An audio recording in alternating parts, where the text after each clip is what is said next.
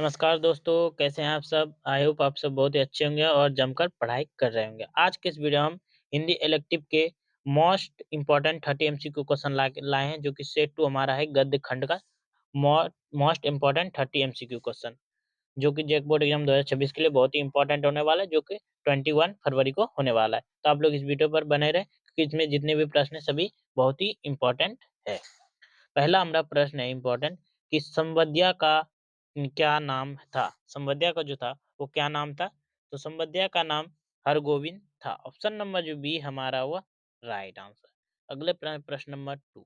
प्रश्न नंबर 2 है कि फणेश्वर नाथ रेणु किस विचारधारा के लेखक थे? फणेश्वर नाथ रेणु जो थे वो किस विचारधारा के लेखक थे? तो वह प्रगतिशील विचारधारा के लेखक थे। ऑप्शन नंबर ये जो है हमारा हुआ राइट आंसर। अगले प्रश्न नंबर 3।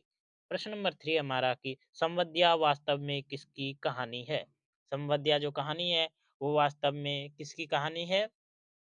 तो वह बड़ी बहुड़िया की कहानी है। ऑप्शन नंबर ए जो हमारा हुआ राइट आंसर।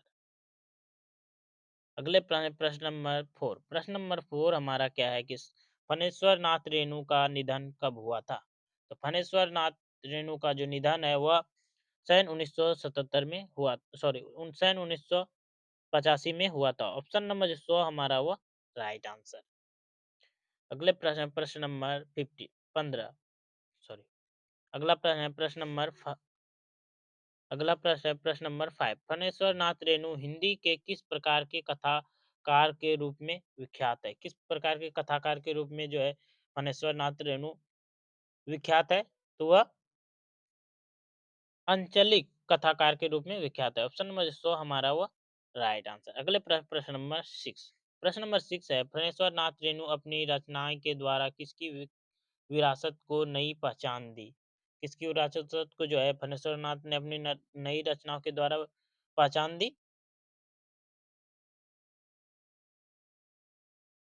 वो है मुंशी प्रेमचंद्र। ऑप्शन नंबर जो 100 हमारा हुआ राइट आंसर। अगले प्रश्न नंबर 7। प्रश्न नंबर 7 हमारा क्या है? प्रश्न 7 है रेणु जी की कौन सी कहानी पर फिल्म बनी है? तो रेणु जी की जो है कौन सी कहानी पर फिल्म बनी है? तो तीसरा कसम उर्फ मेरे ए गुलाम। ऑप्शन नंबर जो डी है वह राइट आंसर, इस पे बनी है।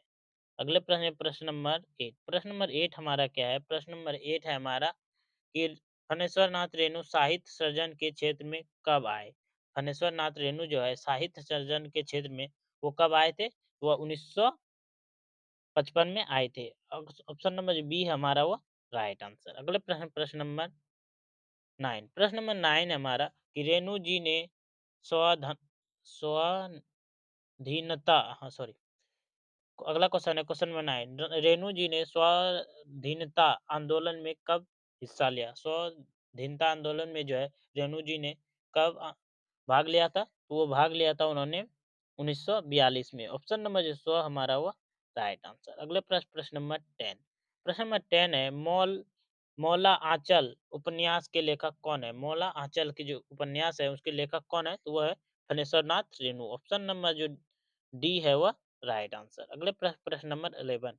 प्रश्न नंबर 11 हमारा क्या है? प्रश्न नंबर 11 है फणेश्वर नाथ रेणु का जन्म कहाँ हुआ था? तो फणेश्वर नाथ रेणु का जो जन्म है वह पूर्णिया बिहार में हुआ था। ऑप्शन नंबर ए जो हमारा हुआ राइट आंसर। अगले प्रश्न नंबर 12। प्रश्न नंबर 12 हमारा है कि जवाहरलाल नेहरू महादेवर हरगोविंद बड़ी बहुरिया के घर को पकड़कर टूटने लगता है।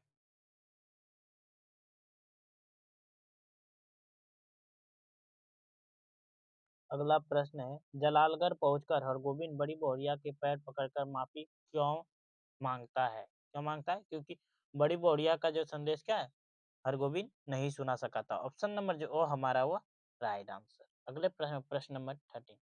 प्रश्न नंबर 13 हमारा कि तमसे उपन्यास के लिए भीष्म साहनी को किस पुरस्कार से सम्मानित किया गया था?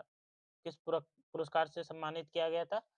तो साहित्य अकादमी पुरस्कार से। ऑप्शन नंबर ए हमारा जो हुआ राइट आंसर। अगले प्रश्न नंबर 14। प्रश्न नंबर 14 हमारा कि भीष्म साहनी के साहित्य अवदान के लिए उन्हें किससे सम्मानित किया गया था? किससे सम्मानित किया गया था? उन्हें जो सम्मानित किया गया था वह सलाख सम्मान से। ऑप्शन नंबर जो हमारा बी है वह राइट आंसर। अगला प्रश्न है प्रश्न नंबर 15। प्रश्न नंबर 15 है कि भीष्म साहनी का निधन कब हुआ था? तो भीष्म साहनी का जो निधन है वह 2003 में हुआ था। ऑप्शन नंबर जो डी हमारा हुआ राइट आंसर। अगले प्रश्न प्रश्न नंबर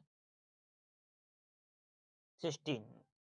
गांधी, नेहरू और यासर अराफत हिंदी गद्य की किस विधा की रचना है?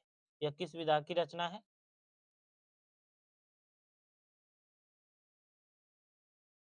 इसका राइट आंसर है सर्म संस्मरण। ऑप्शन नंबर जो 100 है वह राइट आंसर। अगले प्रश्न प्रश्न नंबर 17। प्रश्न नंबर 17 है गांधी, नेहरू और यासर। अगला प्रश्न हमारा गांधी, नेहरू और यासर अराफत संस्मरण संस्मरण उनकी किस आत्मकथा का एक अंश है? वो किसके आज की अतीत का है। ऑप्शन नंबर 100 हमारा वो राइट आंसर। अगले प्रश्न प्रश्न नंबर 18। भीष्म साहनी का जन्म कब हुआ था? भीष्म का साहनी का जो जन्म है वो कब हुआ था? इनका जन्म 1915 में हुआ था। ऑप्शन नंबर जो वो हमारा वो राइट आंसर। अगले प्रश्न प्रश्न नंबर 19। प्रश्न नंबर 19 है कि भीष्म साहनी ने अस्थायी रूप में साहित्य अध्यापन कहाँ किया? साहित्य का जो अध्यापन है वहाँ कहाँ किया था? तो उन्होंने दिल्ली विश्वविद्यालय में किया था। ऑप्शन नंबर जो डी है वह राइट आंसर। अगले प्रश्न प्रश्न नंबर 20। प्रश्न नंबर 20 है 20 विदेशी भाषा प्रकाशन गृह मार्क्सको में भाषा अनुवादक के पद पर कितने वर्ष रहे? कितने वर्ष रहे थे? तो वह टोटल जो है